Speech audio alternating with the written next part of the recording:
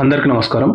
ముందుగా ప్రపంచంలో ఈరోజు అనిశ్చితి నెలకొందంటే, గ్లోబల్‌గా ఆర్థిక ప్రభావం అన్ని దేశాలపై పడిందంటే మేజర్‌గా ముఖ్య కారణం middle east countries. Middle east countries యొక్క పక్కనున్న దేశాల యొక్క యుద్ధ ప్రాబల్యం అనేది ప్రపంచమంతా విస్తరించి ఈరోజు ప్రతి దేశం ఎంతో కొంత ఎఫెక్ట్‌ను అనుభవించి దానివల్ల రేట్లు పెరిగి ఆ దేశాలలో అనిశ్చితి నెలకొని ఈరోజు ప్రపంచం మొత్తం అల్లకల్లోలమయ్యే స్థితిలో ఉందన్నమాట. సో దానికి కారణం మిడిల్ ఈస్ట్ యొక్క కంట్రీస్. సో నేను ఈరోజు మధ్యాహ్నం తీసుకునే సబ్జెక్ట్ ఏంటంటే మిడిల్ ఈస్ట్ కంట్రీస్ యొక్క ప్రజెంట్గా అన్ని దేశాలలో పరిస్థితి ఎలా ఉంది, మరియు వాటి ప్రభావం అనేది ప్రపంచంపై ఎలా పడుతుంది, మరియు మిగతా కంట్రీస్ యొక్క స్నేహభావం భారతదేశంతో ఎలా ఉంది అనే విషయాన్ని ఒకసారి మనం ఈరోజు తెలుసుకునే ప్రయత్నం చేద్దాం. ముందుగా ఆల్ఫాబెటిక్ ఆర్డర్లో తీసుకుందాం అనమాట. సో బహారిన్ గురించి పెద్దగా న్యూస్ ఏం లేదు. కాకపోతే అక్కడ ఇన్వెస్ట్మెంట్ పర్పస్లో ఆ దేశం అనేది కొంత ఎనర్జీ కంపెనీస్ కానీ ఇంకా పెట్రోలియం కంపెనీస్ కానీ ఆహ్వానిస్తుందని చెప్పి ఒక న్యూస్ అయితే చూడడం జరిగింది. సో నెక్స్ట్ వచ్చేసి ఈజిప్ట్. సో ఈజిప్ట్ మనం మేజర్గా చూడాల్సిన అంశం ఏంటంటే, ఏదైతే రీసెంట్గా సౌదీ అరేబియా, పాకిస్తాన్ మరియు టర్కీ ఏదైతే ఈ మూడు దేశాలు మెక్కా డిఫెన్స్ యాక్ట్ అన్నమాట. సో మూడు దేశాలు కలిపి ఒక కూటమిగా ఏర్పాటు కావడం జరిగింది. సో ఇందులోకి ఈజిప్ట్ కూడా ఎంటర్ కావాలని చెప్పి ఆలోచిస్తున్నట్టు వాళ్ళ మినిస్టర్ ఒకరు చెప్పడం జరిగింది. ఇదే పెద్ద సెన్సేషనల్ అనమాట. ఎందుకంటే ఇలా ఒక కూటమిగా ఈజిప్ట్ కూడా ఎంటర్ అవుతే అది ఇస్లామిక్ నాటోగా అవతరిస్తుందని చెప్పి చాలా మంది అభిప్రాయపడడం జరిగిందనమాట. సో అది ఇంకా కన్ఫర్మేషన్ అయితే కాలేదు, కానీ ఒక ఆలోచన మాత్రం ఈజిప్ట్ కూడా ఈ మూడు కూటమిలోకి ఏదైతే టర్కీ, సౌదీ అరేబియా, పాకిస్తాన్ కూటమిలోకి వెళ్ళాలని చెప్పి ఆలోచిస్తున్నట్టు మాత్రం ఒక ఆలోచన మాత్రం ఆ దేశానికి ఉందని చెప్పి వాళ్ళ మినిస్టర్ అయితే చెప్పడం జరిగింది. నెక్స్ట్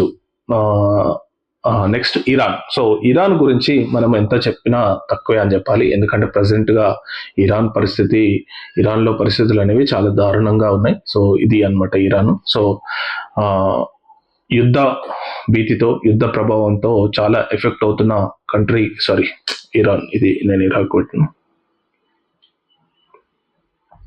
సో ఇది ఇరాన్ అన్నమాట. సో ప్రజెంట్గా యుద్ధ భీతితో, యుద్ధ ప్రభావంతో ఆ దేశ ప్రజలు చాలా ఇబ్బందులు ఎదుర్కొంటున్నారు. అక్కడ చాలా మంది లీడర్స్ చనిపోవడం జరిగింది, మరియు కొత్త లీడర్స్ను అపాయింట్మెంట్ చేయడం కూడా జరుగుతుంది అనమాట. టాప్ సెక్యూరిటీ ఆఫీసర్గా ఒక రీసెంట్గా ARGC కమాండర్ను అపాయింట్ చేయడం జరిగింది. తర్వాత రీసెంట్గా సుప్రీం లీడర్ అయిన హయాతుల్లా ఖమేనీ కొడుకు అయిన మొబోటా ఖమేనీ రీసెంట్గా చనిపోయాడని చెప్పి ఇంటర్నేషనల్ పరంగా న్యూస్ రావడం జరిగింది. కానీ అది అబద్ధం అని చెప్పి ఇరాన్ మీడియా అతన్ని కనిపించేటట్టు కొన్ని వీడియోస్ మాత్రం ప్రసారం చేయడం జరిగింది అనమాట. ఇంకొక విషయం ఏంటంటే, పాకిస్తాన్ ఫారెన్ మినిస్టర్ అయిన నఖ్వీ ఇరాన్లో ప్రజెంట్గా పర్యటించబోతున్నాడు అనమాట. సో మరి ఎందుకు పర్యటించబోతున్నాడని మేజర్గా మనం ఒకసారి పరిశీలిస్తే, ఇక్కడ రీసెంట్గా ఈ అర్ముజ్ జలసంధి ఏదైతే ఇష్యూ నడుస్తుందో, పాకిస్తాన్ పౌరులు అంటే ఇక్కడ కొంత ఓమన్కు చెందిన హౌతీ రెబల్స్ పాకిస్తాన్కు చెందిన షిప్పింగ్ సిబ్బందిని ముగ్గురిని చంపడం జరిగింది. ఆ తర్వాత ఒక ఇండోనేషియన్ పౌరుడిని కూడా చంపడం జరిగింది అనమాట. ఇక్కడ కొంత ఇరాన్ ప్రభావం ఎక్కువ ఉంది. హౌతీ రెబల్స్ పైన ఇరాన్ ప్రభావం అనేది చాలా ఉందన్నమాట. సో వీళ్ళు ఇక్కడ ఏదైతే ఈ షిప్పింగ్ నుంచి వస్తున్నారో వాళ్ళను అటాక్ చేయడం మొదలు పెట్టడం జరిగింది అనమాట. అమెరికా ఎంతగా పట్టున్నా కానీ వీళ్ళు రెబల్స్ ఎప్పుడైతే షిప్ స్టార్ట్ అవుతుందో అదును చూసుకొని దానిపై దాడి చేసి ఆ సిబ్బందిని చంపడం జరుగుతుంది అనమాట. సో రీసెంట్గా ముగ్గురు పాకిస్తాన్ పౌరులు సిబ్బంది, నేవీ సిబ్బంది, అది షిప్పింగ్ సిబ్బంది చనిపోయేసరికి పాకిస్తాన్ మినిస్టర్ ప్రజెంట్గా ఇరాన్లో పర్యటిస్తున్నాడు. ముఖ్యంగా ఏంటంటే పాకిస్తాన్కి సంబంధించిన షిప్స్ కానీ, పాకిస్తాన్కి సంబంధించిన సిబ్బందిని కానీ ఎలాంటి ప్రమాదం ఇవ్వొద్దని చెప్పి ఇరాన్కు రిక్వెస్ట్ చేయబోతున్నాడు అనమాట. సో అందుకనే పర్యటిస్తున్నాడు. సో అందుకనే ఈ విషయం అనేది ఇప్పుడు ప్రజెంట్గా ట్రెండింగ్లో ఉందన్నమాట. పాకిస్తాన్ మినిస్టర్ ప్రజెంట్గా ఇరాన్లో పర్యటిస్తున్నాడు. నెక్స్ట్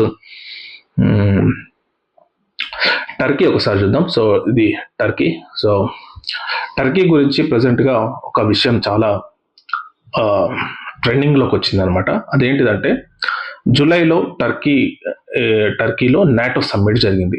నాటో అంటే నార్త్ అట్లాంటిక్ ట్రీటీ ఆర్గనైజేషన్. 32 దేశాల సమాఖ్య కలిగిన ఈ కూటమిలో మిడిల్ ఈస్ట్కు చెందిన టర్కీ అనేది చాలా మేజర్ భాగస్వామిగా ఉందన్నమాట. ఎందుకంటే ఈ కూటమిలో టర్కీ అనేది చాలా భాగస్వామి. సో ఎప్పుడైతే ఈ టర్కీలో అంకారాలో నాటో సమ్మిట్ జరిగిందో అప్పుడు డొనాల్డ్ ట్రంప్ తన ఫ్లైట్లో కాకుండా మిలిటరీ ఎయిర్ క్రాఫ్ట్లో ప్రయాణించాడని చెప్పి ఇప్పుడు వార్తల్లోకి రావడం జరిగింది. ఎందుకంటే అప్పుడు ఇరాన్తో కాన్ఫ్లిక్ట్ ఉండడం వల్ల, ఇరాన్తో చాలా థ్రెట్ ఉండడం వల్ల అతను తన ఫ్లైట్ను కాక వేరే ఫ్లైట్లోకి ఎక్కాడు. సో మిలిటరీ ఎయిర్ క్రాఫ్ట్లోకి వెళ్ళాడు. ఆ ట్రక్లో వెళ్ళాడని చెప్పి చాలా మంది చెప్తున్నారు అనమాట. ఎందుకంటే ఎయిర్పోర్ట్ దిగిన తర్వాత అతను ఎక్కాల్సిన ఫ్లైట్ కాకుండా ఒక ట్రక్లో వేరే మిలిటరీ ఎయిర్ క్రాఫ్ట్కు వెళ్ళడం జరిగింది. ఎందుకంటే ఇరాన్ నుంచి థ్రెట్ ఉంది కాబట్టి. ఇక్కడ విషయం ఏంటంటే దీనిపై ట్రంప్ను అడగడం జరిగింది. అడిగితే అతను ఒకటే మాట చెప్పాడు, ఏదైతే సీక్రెట్ సర్వీస్ ఎలా చేయమన్నారో నేను అలానే చేశాను, సో అందులో నా తప్పేం లేదు అని చెప్పి ఆయన చెప్పడం జరిగింది. ఇంకో విషయం ఏంటంటే ఇప్పుడు Turkey, Saudi Arabia, Pakistan, so ముగ్గురు కలిసి ఒక కూటమిగా ఏర్పాటు కావడం జరిగింది. ఇంకొకటి ఏంటంటే పాలస్తీనాకు చెందిన ప్రైమ్ మినిస్టర్ టర్కీలో పర్యటించబోతున్నాడు అనమాట. ప్రజెంట్గా టర్కీలో పర్యటిస్తున్నాడు. పాలస్తీనాకు చెందిన ఒక ప్రైమ్ మినిస్టర్ టర్కీలో పర్యటిస్తున్నాడు. సో ఇది టర్కీకి చెందిన న్యూస్. నెక్స్ట్ వచ్చేసి సిరియాకు చూద్దాం. ఇక్కడ పక్కనే టర్కీ తర్వాత ఇరాన్ తర్వాత ఇరాక్. సో ఇరాక్ తర్వాత ఇక్కడ మిస్ అయిపోయింది. సరే, సిరియాకు చూద్దాం. సో సిరియాలో ప్రజెంట్గా ఏదైతే మహమ్మద్ బషీర్ ప్రభుత్వం ఉందో ఆ ప్రభుత్వాన్ని ప్రజలు కూలగొట్టడం జరిగింది. కొత్త ప్రభుత్వాన్ని ఏర్పాటు చేయడం జరిగింది. మహమ్మద్ బషీరు తన తమ్ముడు దేశం వదిలి పారిపోయి రష్యాలో తలదాంచుకుంటున్నారు. అయితే ఇప్పుడు కొత్తగా వచ్చిన ప్రభుత్వం ఏమైందంటే అతనిపై కేసులు పెట్టడం జరిగింది. అతనికి డెత్ సెంటెన్స్ కూడా ఇవ్వడం జరిగింది, అంటే ఉరిశిక్ష వేయడం జరిగింది. కానీ అతను ఆ దేశంలో లేడు. ప్రజెంట్గా అతను బందీగా లేడు. అతను ఇప్పుడు ప్రజెంట్గా రష్యాలో ఉన్నాడు. సో రష్యాలో ఒక ప్లేస్లో రష్యా అనేది అతనికి ఆశ్రమం ఇవ్వడం జరిగింది. మరి ఇప్పుడు సిరియా గవర్నమెంట్ రష్యాను అడుగుతుందా మహమ్మద్ బషీర్ను మాకు అప్పగివ్వాలని చెప్పి సిరియా ఏమన్నా రష్యాపై ఒత్తిడి తెస్తుందా అనేది చూడాలన్నమాట. ఎందుకంటే ప్రజెంట్గా మనం ఇలాంటి విషయాలను మనం రీసెంట్గా చాలా చూస్తున్నాం. ప్రజెంట్గా ఇండియా విషయానికి వస్తే బంగ్లాదేశ్ గవర్నమెంట్ షేక్ హసీనాను, అంటే బంగ్లాదేశ్ ఎక్స్ ప్రెసిడెంట్ అయిన షేక్ హసీనాను మాకు అప్పగించాలని చెప్పి భారత్కు అభ్యర్థన చేయడం జరిగింది. కానీ భారత్ మాత్రం అప్పగించబోమని చెప్పి క్లారిటీగా ఇవ్వడం జరిగింది. కానీ షేక్ హసీనా రీసెంట్గా 2 రోజుల క్రితం ప్రెస్ మీట్ పెట్టి నేను మళ్ళీ తన సొంత దేశానికి వెళ్తా, అక్కడ ప్రజలకు సేవ చేస్తాను, సో అక్కడే చనిపోతానని చెప్పి కొంచెం ఎమోషనల్గా ఒక 2 గంటల ప్రెస్ మీట్ న్యూఢిల్లీలో పెట్టడం జరిగింది అనమాట. సో అలాంటిదే ఇప్పుడు సిరియా దేశానికి కూడా రావడం జరిగింది. నెక్స్ట్ ఇక్కడ లెబనాన్ చూద్దాం. సో ఇక్కడ పక్కనే ఉంది లెబనాన్. సరే చేద్దాం. ఎస్, ఇది లెబనాన్లో ఒక చారిత్రాత్మక నిర్ణయం తీసుకున్నది అక్కడ దేశ పార్లమెంట్. ఎందుకంటే ప్రజెంట్గా ఉన్న ఈ మిడిల్ ఈస్ట్ కంట్రీలో చాలా ప్రజలు ఏమన్నా తప్పు చేస్తే కానీ ప్రజలు షరియా చట్ట ప్రకారం శిక్షణ ఇస్తున్నారు అనమాట. షరియా చట్టంలో ఏముందంటే ఎవరిని చంపితే ఇమీడియట్గా వాళ్ళకు ఉరి తీస్తారనమాట. సో అట్లాంటిది కాకుండా ఇక్కడ లెబనాన్లో అసలు ఉరినే నిషేధించడం జరుగుతుందన్నమాట. అంటే ఉరి లేకుండా ఆ దేశ పార్లమెంటు ఓటు వేయడం జరిగింది. అది గనక చట్టం వస్తే మాత్రం మిడిల్ ఈస్ట్లో ఫస్ట్ కంట్రీ, ఉరి విధించని కంట్రీగా లెబనాన్ చరిత్ర పుటల్లోకి ఎక్కుతుందని చెప్పి వార్తలు అయితే రావడం జరిగింది. సో ఇది మాత్రం పార్లమెంటు ఓటు వేయడం జరిగింది, కానీ ఇప్పుడు అక్కడ చట్టం కావాలన్నమాట. సో చట్టం అయితే మిడిల్ ఈస్ట్ కంట్రీలో ఉరి లేని కంట్రీగా లెబనాన్ మిగిలిపోతుంది అనమాట. నెక్స్ట్ ఇక్కడ మనం ఇజ్రాయెల్ చూడొచ్చు. సో ఇజ్రాయెల్ మనం యాజ్ యూజువల్ ఇజ్రాయెల్ అనేది ప్రజెంట్గా మిడిల్ ఈస్ట్ కంట్రీలో చాలా యుద్ధ ప్రభావిత పరిస్థితుల్లో మెయిన్ కంట్రీగా ఉంది ఇజ్రాయిల్. ప్రజెంట్గా 15-point ఫార్ములాను ఏదైతే ట్రంప్ ప్రపోజ్ చేశాడో దాన్ని డినై చేయడం జరిగింది. సో ఇప్పుడు ఇంకా వెస్ట్ బ్యాంక్లో ఇజ్రాయెల్ చాలా చాలా ప్రాంతాలను ఆక్రమించుకుంటుంది అనమాట. ముఖ్యంగా రీసెంట్గా 19 మంది పాలస్తీనియన్స్ చనిపోవడం జరిగిందని చెప్పి అక్కడ వార్తలు రావడం జరిగింది. ఎందుకంటే ఇక్కడ ఇజ్రాయెల్ అనేది ఇంకా దూకుడుగా వ్యవహరిస్తుంది. ఇంకా ముందుకు వెళ్ళి పాలస్తీనాలోని చాలా విలేజెస్ను ఆక్రమించుకుంటుంది, అక్కడ ప్రజలను అన్యాయంగా చంపుతుందని చెప్పి ఇంటర్నేషనల్ పరంగా వార్తలు అయితే రావడం జరిగిందనమాట. Next Jordan. జోర్డాన్లో ప్రజెంట్గా అక్కడ దేశ గవర్నమెంట్ క్యాబినెట్ ను రీషఫిల్ చేయడం జరిగింది. అక్కడ చాలా మంది మినిస్టర్స్ ను మార్చడం జరిగింది. సో కింగ్ అక్కడ హసీనా ఉంటాడు, కింగ్ వచ్చేసి హమద్ ఉంటాడు. సో అతను ఆమోద ముద్ర వేయాల్సి ఉంటుంది. సో హాసన్ మాత్రం ప్రైమ్ మినిస్టర్. సో ఇప్పుడు ప్రజెంట్గా జోర్డాన్లో క్యాబినెట్ మొత్తం రీషఫిల్ చేయడం జరిగింది. ఇంకొకటి ఏంటంటే జోర్డాన్లో 2000 years ఆఫ్ బ్యాప్టిజం, అంటే బ్యాప్టిజం ప్రారంభమై 2000 సంవత్సరాలు అవుతున్న సందర్భంగా ఇక్కడ చాలా కార్యక్రమాలను ఆ దేశం నిర్వహించబోతుంది అనమాట. ఇది జోర్డాన్కు సంబంధించిన న్యూస్. Next Qatar. సో ఖతార్లో ప్రజెంట్గా అక్కడ కొలంబియాకు ఎవరైతే రీసెంట్గా చనిపోయారో, కొలంబియాలో ఎర్త్క్వేక్ రావడం జరిగింది. ఎవరైతే చనిపోయారో అక్కడ కండోలెన్సెస్ నిర్వహించడం జరిగింది. ఖతార్ ఆ దేశానికి సంఘీభావంగా తెలపడం జరిగింది అనమాట. నెక్స్ట్ సౌదీ అరేబియాకి వస్తే, సౌదీ అరేబియా మేజర్గా ఇప్పుడు ప్రజెంట్గా ఈ కూటమి ఏదైతే టర్కీ, సౌదీ అరేబియా, పాకిస్తాన్ కూటమిలో ఒక మేజర్ భాగస్వామిగా సౌదీ అరేబియా ఇప్పుడు ప్రజెంట్గా ఉందన్నమాట. ఎందుకంటే అదే పెద్దన్నగా వీళ్ళిద్దరూ తమకు రక్షణగా ఇవ్వాలని చెప్పి. ఎందుకంటే సౌదీ అరేబియా అంత ఆర్మ్డ్ కంట్రీ కాదు, కంపారిటివ్లీ టర్కీ, పాకిస్తాన్ చాలా ఆర్మ్డ్ కంట్రీస్. పాకిస్తాన్ దగ్గర న్యూక్లియర్ వెపన్స్ ఉన్నాయి ప్రజెంట్గా. టర్కీ అనేమో one of the largest military ఉన్న కంట్రీగా పేరు తెచ్చుకోవడం జరిగింది. ఈ రెండు కంట్రీస్ ప్రజెంట్గా సౌదీ అరేబియాకు సపోర్ట్గా ఒక మ్యూచువల్ ప్యాక్ట్గా, డిఫెన్స్ ప్యాక్ట్గా మెక్కా యాక్ట్ ప్రకారం ఈ కూటమిగా ఏర్పాటు చేయడం జరిగింది.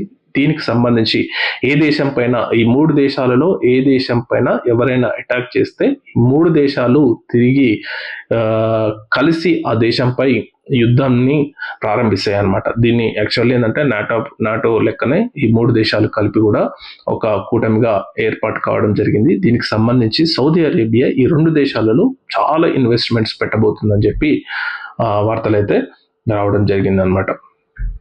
నెక్స్ట్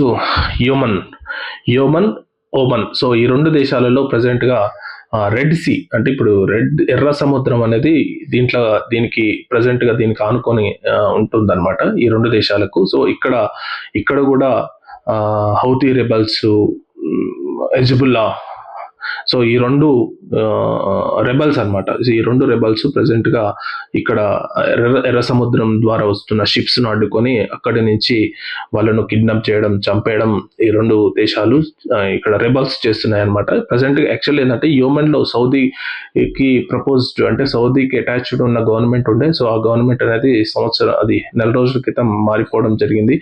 ఓమన్లో కూడా ఇదే పరిస్థితి. సో ఈ 2 దేశాలు ఇప్పుడు ప్రజెంట్గా ఈ ఎర్ర సముద్రం పైన వచ్చే వాటిపైన దృష్టి పెట్టడం జరిగిందనమాట.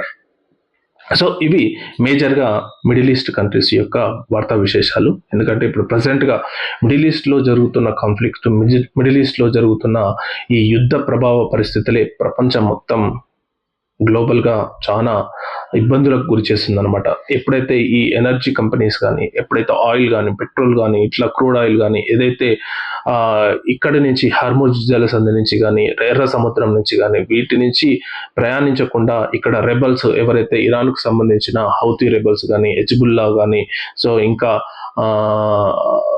హమాస్ కానీ, సో వీళ్ళంతా ఎవరైతే అడ్డుకుంటున్నారో, అటాక్ చేస్తున్నారో దానివల్ల ప్రజెంట్గా రేట్స్ అనేవి చాలా విపరీతంగా పెరిగిపోవడం జరిగింది. ద్రవ్యోల్బణం చాలా ఎక్కువ కావడం జరిగింది. దానివల్ల ఆ దేశాలలో విపరీతమైన అనిశ్చితి ఏర్పడి నిరసనకారులు ఆ దేశాల అధినేతల పైన ఒత్తిడి తీసుకొని వచ్చి ప్రభుత్వాలు కూలిపోయే విధంగా నిరసనకారులు ధర్నాలు చేయడం జరుగుతుంది. రీసెంట్గా మనం బంగ్లాదేశ్ చూస్తున్నాం. ఇండియాలో కూడా అట్లాంటి పరిస్థితి రావడం జరిగింది. జింజీ ఉద్యమం అని చెప్పి, కాక్రోచ్ జనతా పార్టీ అని చెప్పి, ఇలా కొంతమంది నిరసనకారులు ఏకంగా దేశాధినేతలనే భయపెట్టిస్తున్నారు అనమాట. దానికి మేజర్ కారణం ఏంటంటే ప్రజెంట్ ఉన్న అనిశ్చితి, గ్లోబల్ రెసిస్టెన్స్ వల్ల, పర్టికులర్లీ మిడిల్ ఈస్ట్ కంట్రీస్ యొక్క యుద్ధ ప్రభావ పరిస్థితులు అనేది చాలా దేశాలకు అంటుకోవడం జరిగింది. రీసెంట్గా జపాన్ కూడా ఈ యుద్ధ పరిస్థితులను సెగతాకి ఏకంగా యోన్ అనేది చాలా దిగజారిపోవడం జరిగింది. దానివల్ల ఏకంగా జపాన్ ప్రైమ్ మినిస్టర్ టంగ్ చాకి ఏకంగా యుఎస్ ప్రెసిడెంట్నే హెల్ప్ చేయమని అడిగే పరిస్థితికి రావడం వల్ల ఏకంగా మళ్ళీ యుఎస్ జపాన్ పరిస్థితిని కొద్దిగా నిలబెట్టడం జరిగిందనమాట.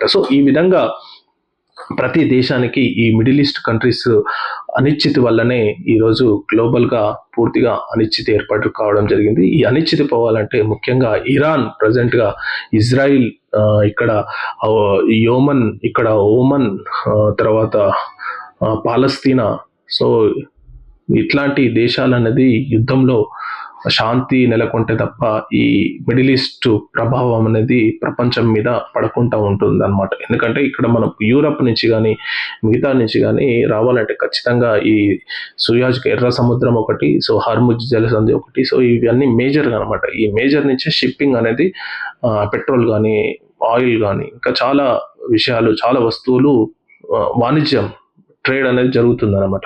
ఎప్పుడైతే ఈ ట్రేడ్ ఆగిపోతుందో రేట్లు అనేది విపరీతంగా పెరిగిపోయి ఆయా దేశాల అనిశ్చితికి ప్రజెంట్గా కారణమవుతున్నాయి అన్నమాట.